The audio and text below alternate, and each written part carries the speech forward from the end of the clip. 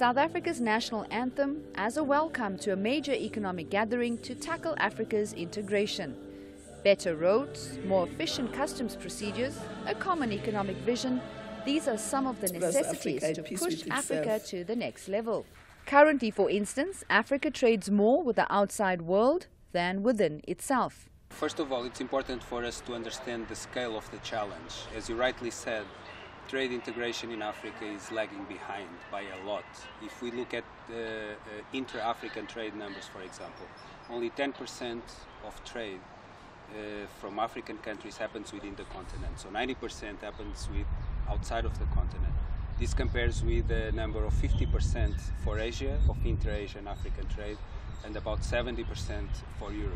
So there's a huge, huge challenge. The objective of this conference is exactly to try to address the question you're posing, to try to understand why are we lagging so much, why are we falling so much behind when it comes to integration. And there are a number of aspects that we're going to explore during the conference. The president of the African Development Bank, a co-sponsor of the conference, issued a clear warning that economic growth now is simply not good enough. I think we Africans should not make the mistake of confusing a turning point with a tipping point. The two are completely different. We have come to a turning point. We are not at the tipping point. We'll come to the tipping point once especially two things have been resolved. There's no way this continent can sustain 7% growth until we resolve the issues around infrastructure. Infrastructure development was the common theme that emerged at the conference, as it's considered as vital to link sectors, to link countries, to create value chains that can compete globally. There is some signs of progress. For example, if you think about the new road that's linking the East African countries, that's very good progress.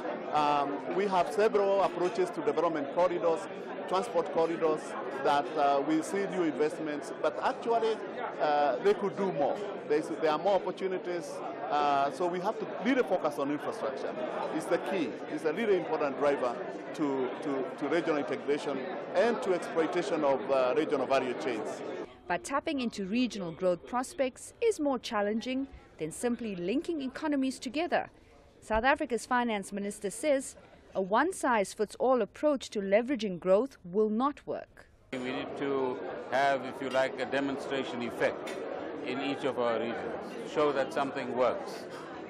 Some cross-country projects, whether it's a railway line, a road, a dam, a power project, but more importantly, industrial projects, because we might have different strengths in different countries, and that is where the Asians have got many things right that we could learn from.